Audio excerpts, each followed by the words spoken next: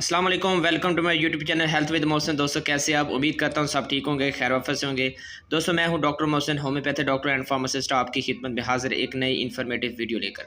आज की वीडियो हमारी बेटनोवेट एन क्रीम के बारे में होगी, जो कि आपको स्क्रीन पर शो हो रही है। पाकिस्तान में बेटनोवेट एन क्रीम बहुत ज़्यादा इस्तेमाल होती है। बहुत सी ख़वातीन इनको क्रीम्स में इस्तेमाल करती हैं, डायरेक्टली अपने फेस पे इस्तेमाल करती हैं।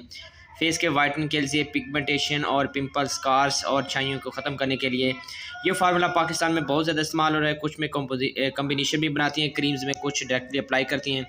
इन क्रीम से क्या फ़ायदे हैं, ये किस मकसद के लिए बेसिकली बनाई गई है, इसकी कंपोजिशन क्या है, क्या ये फेस के लिए बहुत ज़्यादा मुफीद साबित होती है, या क्या ये इसको फेस के वाइटनिंग के लिए इस्तेमाल किया जा सकता है, इनके कौन कौन से साइड इफ़ेक्ट हो सकते हैं, इसको कितने अरसे तक इस्तेमाल किया जा सकता है, तमाम सवालों के जवाब इंशाल्लाह इस वीडियो में आपको देने वाला हूँ। वीडियो शुरू करने से पहले आप दोस्तों से छोटी सी गुजारिश है कि मेरे चैनल हेल्थ विद मोहसिन को सब्सक्राइब कर लें और बेल आइकन को ज़रूर प्रेस करें, ताकि नया आने वाला नोटिफिकेशन आप तक बर वक्त पहुँचता रहे। दोस्तों चलते हैं वीडियो की तरफ। आपको स्क्रीन पर बेटनोवेट एन क्रीम शो हो रही है। अगर दोस्तों हम इसकी कंपोजिशन की बात करें, कंपोजिशन के ऊपर मेंशन होती है, कंपोजिशन है इसमें बीटा मेथासोन प्लस जो न्यूमाइसिन सल्फेट होती है।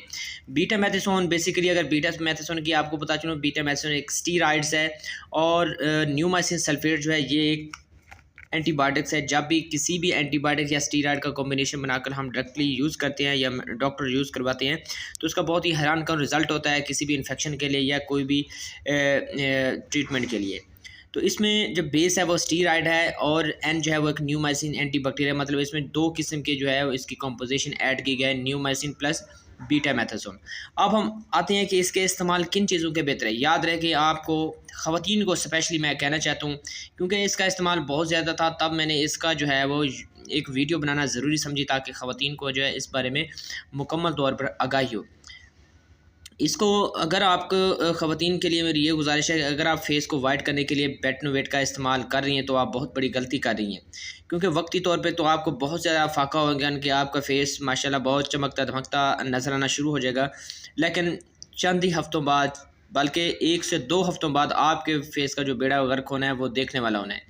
क्योंकि इसका जहाँ पर बहुत ही हैरान कौन रिज़ल्ट है फेस के लिए, वहाँ पर इसका बहुत ज़्यादा साइड इफ़ेक्ट भी ये छोड़ती है। क्योंकि बेटनोवेट जब भी किसी स्टीरॉयड स्किन पर अप्लाई किया जाता है डायरेक्टली, सबसे पहली बात यह है कि इसको डायरेक्टली अपने फेस पे अप्लाई नहीं करना।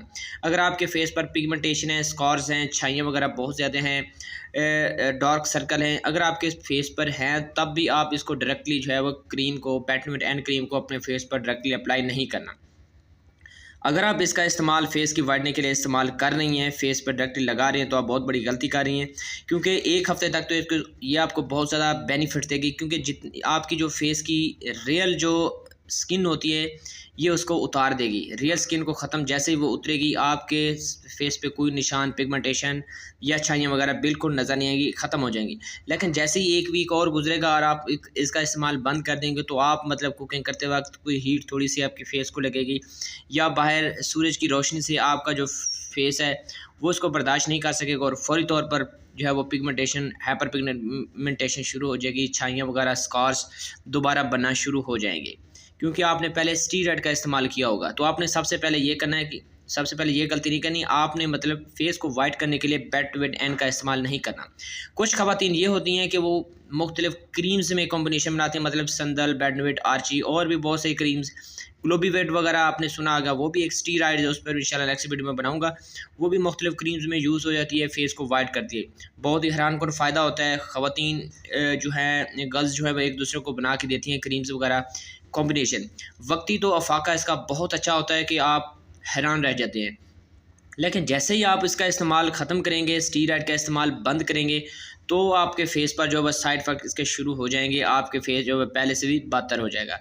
तो एज़ ए फार्मासिस्ट आपको रिकमेंड करूँ, अगर आपको फेस के हवाले से कोई भी इशू है, तो आप दिए गए व्हाट्सएप नंबर पर आप मुझसे रब्ता कर सकते हैं। मैं चल as a pharmacist, as a homeopathic doctor आपको राइट जो है वो गाइडेंस आपको दे सकता हूँ। आप किसी भी वक्त भी मुझसे रब्ता कर सकते हैं। तो एक तो ये बात है ख़वातीन के लिए कि आपने इसका इस्तेमाल बिल्कुल नहीं करना। असल मकसद बेसिकली इसको बनाने का ये था कि आपकी बॉडी में कोई भी इन्फेक्शन हो, कोई भी ईचिंग्स वगैरह हो, कोई भी पसोरियस इन्फेक्शन या डर्मेटाइटिस इन्फेक्शन हो, या स्किन पे कोई भी आप ये कह लें कि एलर्जी की किस्म की ख़ारिश वगैरह हो रही हो, उस पर अप्लाई की जा सकती है। अगर किसी वजह से आपकी स्किन जल गई है पानी से या किसी आग से या हीट से, तभी आप बेडोइन एन का क्रीम का इस्तेमाल कर सकते हैं।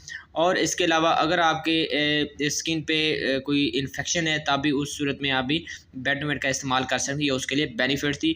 लेकिन इसमें स्टीरॉयड चूँकि ऐड किया गया तो ये स्किन पे अगर फेस पे अप्लाई करते हैं तो बहुत ही अच्छा रिजल्ट करता है कि 1 से 2 दिन में आपके फेस पे पिगमेंटेशन ख़त्म कर देता है, फौरी तौर पे स्कार्स छाइयाँ बिल्कुल ख़त्म कर देता है। तो आपने वक्ती अफाके के लिए बेडोइन क्रीम का इस्तेमाल बिल्कुल नहीं करना। अगर फेस के रिलेटेड कोई भी इशू है तो आप फौरी तौर पर अपने करीबी डॉक्टर के पास या एज ए फार्मेसी के पास उनकी हदायत के मुताबिक कोई भी क्रीम्स वगैरह ट्यूब जो ज़रूरी है वो आपने रिकमेंड करवानी है। ये था इनका इस्तेमाल। तो चूँकि ये बच्चों को बिल्कुल अप्लाई नहीं करना, ये हमेशा बड़ों का इस्तेमाल करवाई जाती है। और फेस पे आपने बगैर डॉक्टर को दिखाए अपना फेस आपने जो है वो बेडोइन इस्तेमाल नहीं करनी। इसके अलावा दोस्तों इसके कौन कौन से साइड इफेक्ट होते हैं, वो बहुत सी व्यूवर्स पूछते हैं कि इनके कौन से साइड इफेक्ट हो सकते हैं स्किन पर। इसको इस्तेमाल से अगर डायरेक्टली आपने अप्लाई करना है, सबसे पहली बात जो मैंने पहले की है कि इसको डायरेक्टली आपने फेस पे अप्लाई नहीं करना। इसको आपने जो है अपने डॉक्टर की हदायत के मुताबिक इस्तेमाल करना है। माइनसली अगर आपके स्किन पर खारिश है, कोई इचिंग वगैरह या पसोरी या डर्माटाइटिस इन्फेक्शन या आपकी हल्का सा हीट से जल गया तब इसका इस्तेमाल आप कर सकते हैं।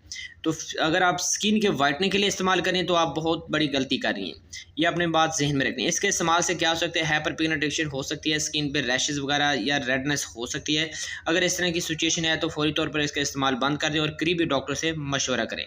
ये थी आज की वीडियो। उम्मीद करता हूँ कि ये वीडियो आपको पसंद आई होगी। वीडियो अगर अच्छी लगे तो इसको लाइक और शेयर ज़रूर कीजिएगा।